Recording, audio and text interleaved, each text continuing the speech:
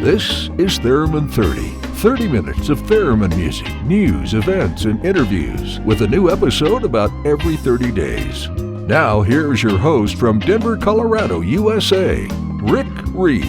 Hey, welcome to another edition of the Theremin 30 podcast. You know, last month we had an episode fall a little later in the month, and that kind of threw off my schedule. So here it is, the end of August, and I'm just going to call this the September episode. This time around, I've got new music from Dr. G, Anna Glyph, and Kepa Lehtinen, plus more music from the Divine Hand Ensemble's current album, Aria 51. And my special guest this month is Drew Raison, the Executive Director of EMIAP, the Electronic Music Education and Preservation Project. It's a nonprofit organization that runs a huge musical instrument archive in Philadelphia, and you can imagine what we're going to talk about. Now, to kick off the music for this show, let's get physical. Let's learn about physics. Here's the latest and final single from Dr. G's Physics album. If you don't know him, Dr. G is sort of a mad scientist who brings together the forces of music and physics to entertain and educate kids all over Canada. This track is called Motion. If I was drifting in outer space, no gravity keeping me in place, I would move at a constant pace. I'd be in motion. I'd be in motion. But if I was acted on by a force, it would change my speed and alter my course. And I would do the same to it in reverse. I'd be in motion. I'd be in motion. We are in motion, standing on a planet that's in motion, moving on the star that's in motion. We're part of the galaxy in motion. We are in motion. And if you're moving to the left or moving to the right, if you're sleeping in your bed or if you're dancing all night, we are in motion. We're part of the universe in motion. We are in motion.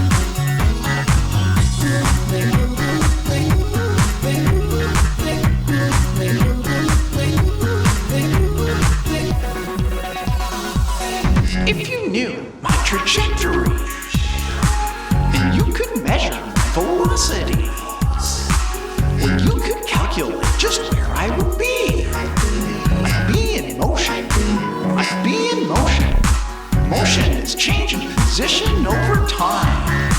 If I'm going fast, my velocity is high. But if it looks like I am standing still to your eye, I'd be in motion. I'd still be in motion. We are in motion, standing on a planet that's in motion, moving on the star that's in motion. We're part of the galaxy in motion. We are in motion. And if you're moving to the left or moving to the right, if you're sleeping in your bed or if you're dancing all night, we are in motion. We're part of the universe in motion. We are in motion.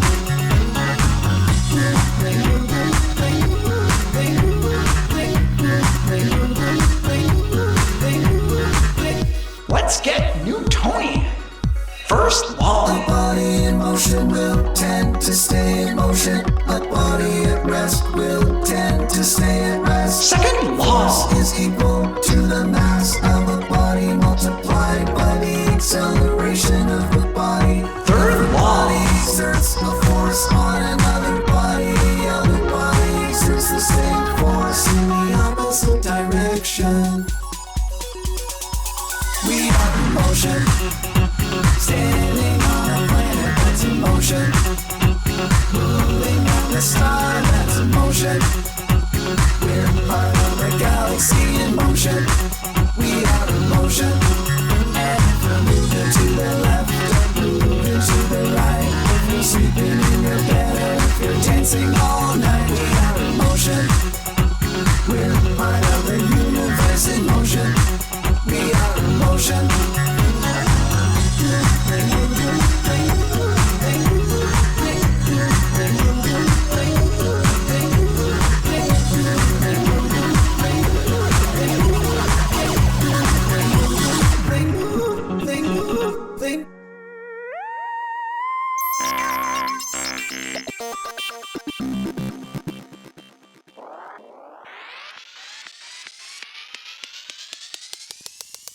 One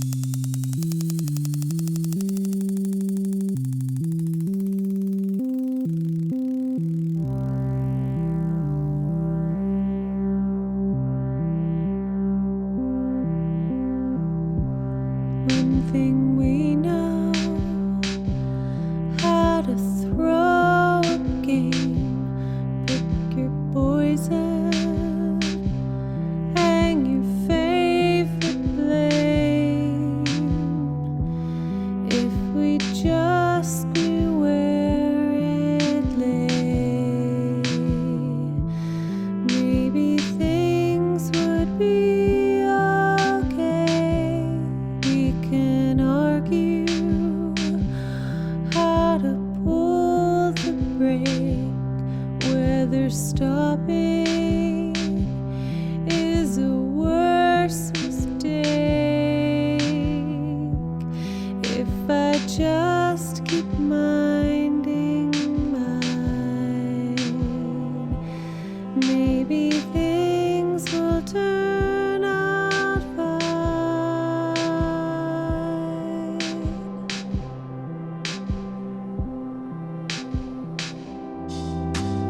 What a way to say adieu.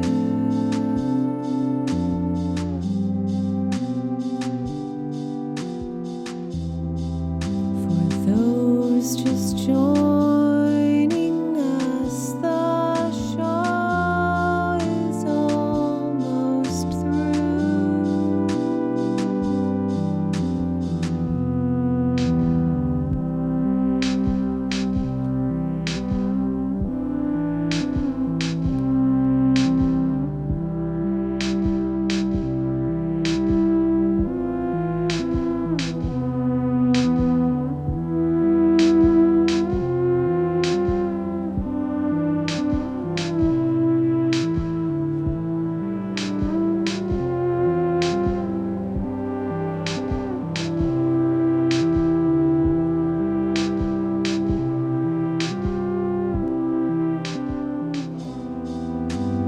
What a way to say goodbye.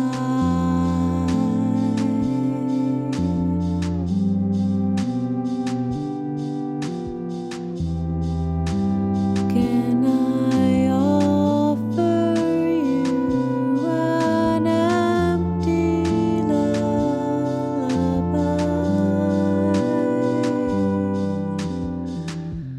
When it crashes, what will there be still in the ashes, in the darkest chill? If I tell you it's okay, can I make it go away?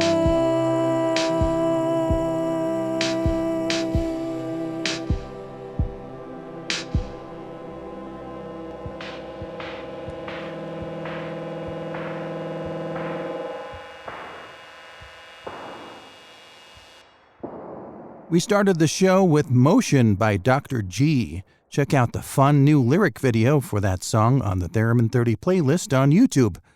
After that, I played Say Adieu, a brand new track from Anna Glyph. The recording features some Eurorack synth modules, a Moog Grandmother, and a Moog Etherwave Plus that actually used to belong to me. I sold it to her earlier this year, and of course, she makes it sound better than I ever did. Maybe I should buy it back. Anyway, there's a really clever stop-motion music video for Say Adieu on the Theremin 30 playlist on YouTube. After this break, I'll take a look at the Theremin 30 calendar, and I have new music from Keppa Lehtinen, so stay tuned.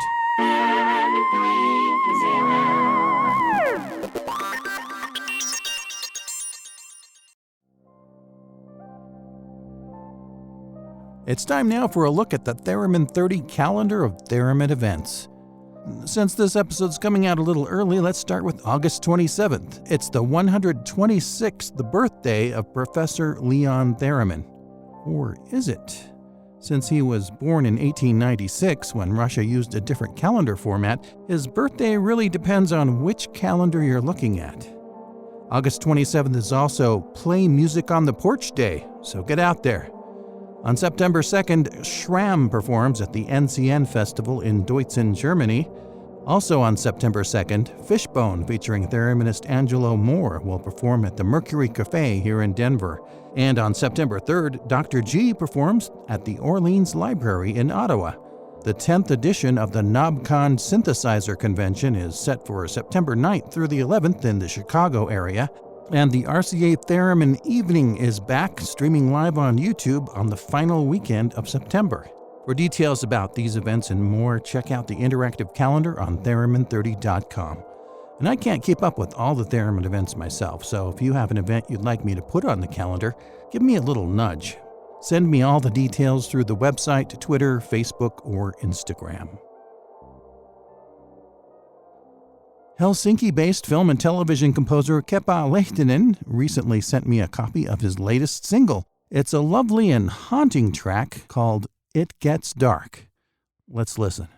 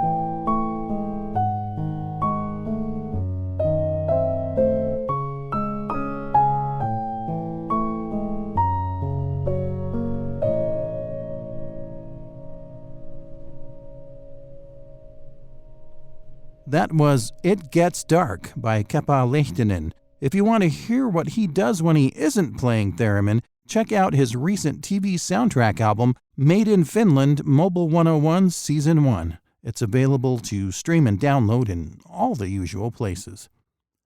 Up next on Theremin 30, I'll visit with Drew Raison from the Electronic Music Education and Preservation Project. So stick around.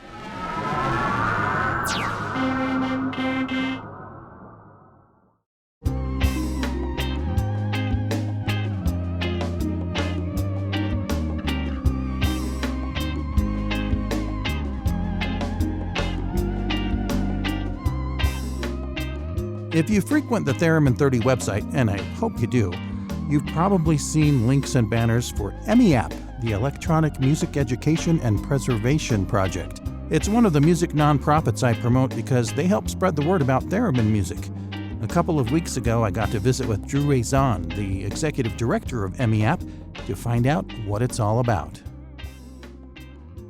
Drew Raison, thank you so much for being on the Theremin 30 podcast. I'm very happy to be here. I am honored and looking forward to discussing theremins because it's one of my favorite things to do. I saw your streaming live tour of EMIAP, where you work, and I was just blown away with the assortment of instruments that you have and the historic, famous instruments that you have. And I wanted to share a little bit of my experience with my listeners. So to start with, can you tell me what is EMIAP? Yeah, I could try. We are the steward of a massive collection of historically significant musical instruments and gear. And it started off as a private collection. Our curator started off, he was in a band back in the 70s, a rock band. And when disco hit, his rock band couldn't get a gig because everybody wanted disco. Okay. So he got out of the business, sold off most of his instruments, and stepped into the food production world and had great success there. And he decided to then turn back and say, I want to get back into this thing. So he finds his original instruments and he buys a couple of them back. And then he says, I've always wanted one of these. And I've always wanted one of these. And it got out of hand. I do that. But then that's what happens in a perfect world, right? So ultimately, the private collection started to grow at a very, very fast rate. And he kind of stopped and looked back at it and realized that this is not a collection of stuff. In fact, this is a very fine-tuned, curated collection. And he started to exercise his license as a curator. So as opposed to, I've always wanted one of these things, he starts to look into the history of that given object and who created it and what did the early ones look like and what about before they actually were produced. Did they create any prototypes of that given item? And then he would go after the prototypes. Now that little story is wonderful, but what you get when you come into EMIAP is you get this dose of 30,000 square feet of this curatorial skill. So yes, we have a massive collection of synthesizers. It's a ridiculous collection, and we've got some rarities beyond belief, but we also have a lot of the prototypes, and we're tied in with the pioneers that created the concepts of these instruments and then created the actual instruments. And then beyond the synthesizers, we have a lot of electromechanical instruments, that is electric pianos, clavinets. That goes very deep, and a massive collection of combo organs. So before synthesizers really took grasp, the combo organ was, in fact, the main means for keyboardists to convey their musical ideas in a band. We have untold sums of those. And then we have a massive collection of tone wheel organs made by Hammond. You might have heard of the A series, the B series, and the C series, the B3 being the doll of all. Yeah, one of my highlights of watching your tour you did online was to see John Lord's B3. The collection of tone wheel organs here makes my knees knock. But it really does, because there's nothing more exciting to me, and of course I might have different standards than most, than to walk up to the Hammond organ that ripped that insane solo on Yes's song Roundabout on the album Fragile. And it goes deeper than that, because we have multiples of Keith Emerson's Hammond organs. And it goes deeper and deeper and deeper. And, you think you know a lot about a Hammond organ until you start working here and you realize you kind of don't know anything. And then also recording gear. We have, as our recording studio is up and operating now, we have a massive collection of vintage audio gear and probably no fewer than 2,500 to 3,000 effects pedals, guitar, keyboard, bass effects pedals. And then we also have one of the world's finest collections of Moog equipment. Dr. Robert Moog was one of the main pioneers of synthesizer design. And we have I don't know, you want to call it a shrine maybe? I think that would be appropriate, yes. Yeah, it kind of is. And it's funny because we built the Moog exhibit for a specific Keith Emerson related event that we were having here. And we're never taking that setup down. It's a very special room, and it's loaded with prototypes. Bob Moog's Moog is in that room. It's a freakishly delicious collection, and I am one of the luckiest human beings on earth to stand among these items on a daily basis. And I don't take it lightly. It's a very special opportunity. You have some historical theremins on display there. We do. The curator got into theremins very early on in the collection. We have a number of advisors. I refer to them as our eyes on the world. They're the folks that look out for us. And when a rare instrument hits the market and it ought to be preserved, as opposed to ending up in a private collection that a generation's going to miss it and it could end up in a dumpster, sometimes we have to jump in there and really save it. And a couple of our advisors, one in particular, a gentleman named Brian Kehew, helped steer us into the history of the theremin. And again, from the position of a curator, he wants to tell the story of the theremin and show the development of it. So I consider this to be a flagship object. It's a 1929 RCA theremin. That's the large wooden one that is just so beautiful looking, and we see in pictures of many early theremin players. And it also has its matching speaker cabinet. And that theremin sat in our lobby for the longest time. And it was a highlight when Mano Divina, who I'm sure you know and have spoken with. He's been on the show. He also lives 5 minutes from here, ironically. And he was playing on that theremin, which is a finicky instrument. The tone of that instrument was shockingly delicious. I kind of almost can't describe it beyond, it was almost like, imagine a theremin that kind of had a little bit of a warm blanket feeling to it. But I mean, that's old school technology there at its finest. I will also say the inside of the 1929 theremin is possibly one of my favorite electronic images when we're looking at electronic components, the stuff that the user doesn't get to see. Well, you will swing open the back of that theremin. It's exciting to me. The big tubes and the coils. Just beautiful. I mean, I wouldn't be sticking my hand in there if it was plugged in, but I'll tell you, there's a lot of voltage in there, but really a beautiful looking machine. Yeah. And then we also have a 1954 Moog theremin that was one of Bob Moog's earlier projects and was actually built by Bob and his father, and both of them signed it. And that's probably my favorite, most impactful theremin. And then we also have a series of other Moog theremin instruments, the Troubadour, the Melodia, which are both very common Moog instruments. One of those was a kit, wasn't it? Yes, it was, because Bob was doing that. The instruments were available pre-made or as a kit, and I don't know which one it was, and I wasn't involved at EMEAP at the time that they arrived.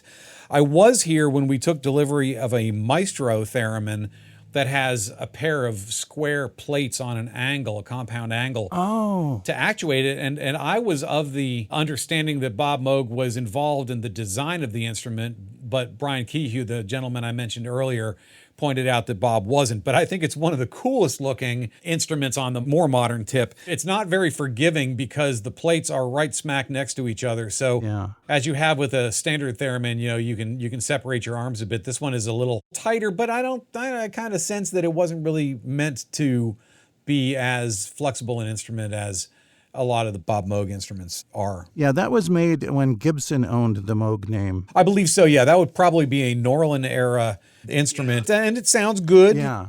And then on top of that, we have two Moog Etherwave Pro theremins, which are, very desirable precision instruments. We have one that is left-handed and one that is right-handed. And taking delivery of the left-handed Etherwave Pro was kind of a trip, because I'm thinking, I'm a lefty. I'm a deep lefty. I'm not right-handed in any way, shape, and form. So if I care to play a theremin, I'll just stand behind it. And all of a sudden it becomes a left-handed instrument. So we actually have a pair of them, left and right-handed. And our collection of theremins will be increasing over time.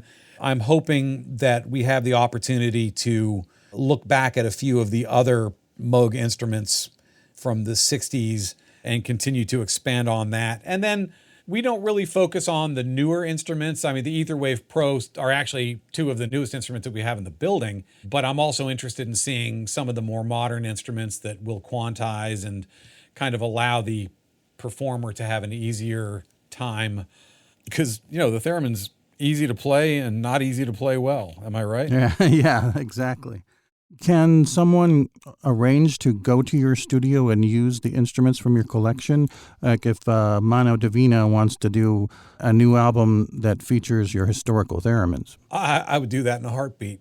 We're not going to let you come in and use Jimi Hendrix's Woodstock wah-wah pedal for your guitar solo and your rock band project. That wouldn't happen, but a great example would be the tribute band Manticore that does Emerson, Lake and Palmer songs approached us about doing a 50-year celebration of their album Trilogy. And of course, we jumped on that. So we brought the entire band in. We used Keith Emerson's gear. We used some of Greg Lake's gear. And we put together a piece, which you can see at MEAP.org.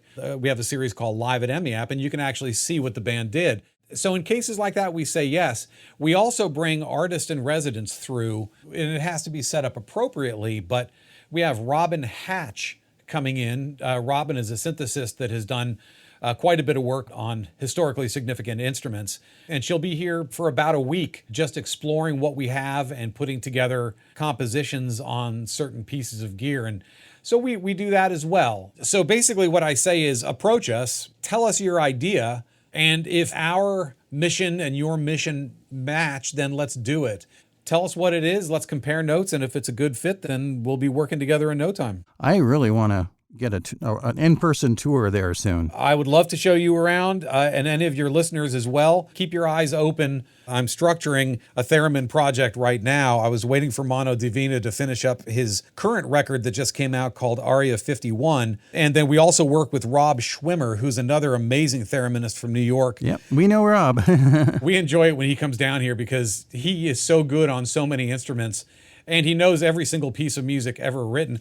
And then, of course, Pamela Stickney is another thereminist that we work with, that we've done some stuff with. And so I'm looking to put together a nice theremin series. And when it happens, I'll reach out to you and let you know, and you can let your listeners know. We're constantly outputting product, and we have so many people that request theremin projects. But it's hard to find capable and available thereminists, but luckily Mano lives literally 5 minutes away. Thank you so much for taking the time to tell us about your organization. Well, listen, I really appreciate this. It's been a wonderful conversation. I encourage any of your listeners to reach out directly if you got any questions. EMEApp.org. That's EMEAPP.org. And we keep things on Facebook and Instagram very fresh. So if you want to see what we're doing, we encourage you to. If you feel like donating, we encourage you to do that as well. And if you have any questions, please hit us up. We love to talk. To learn more about EMEApp and to sign up for a free membership, follow the link to the EMEApp website in this month's show notes at theremin30.com. You know, with all that talk about Mano Divina, of course I need to finish the episode with his music. From the Aria 51 album by the Divine Hand Ensemble, here's his interpretation of Nightingale and the Rose by Rimsky-Korsakov.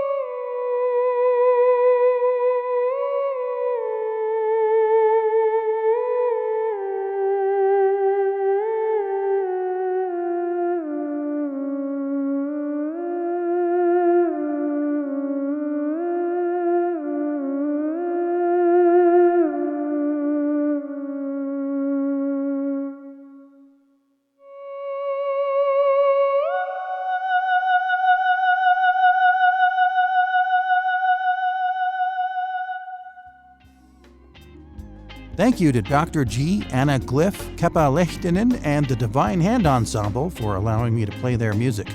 Also, thanks to my special guest, Drew Raison, the Executive Director of EMEApp, the Electronic Music Education and Preservation Project, and to the listeners who support this show with small one-time and monthly donations. If you're new to the podcast, be sure to check out the website and listen to any of the episodes you may have missed. Also, take a look at the merch store for t-shirts, bumper stickers, and other fun things that help support the show. Until next time, I'm your host, Rick Reed. I'll see you somewhere in the ether. You've been listening to the Theremin 30 podcast. Visit Theremin 30 on the web at theremin30.com.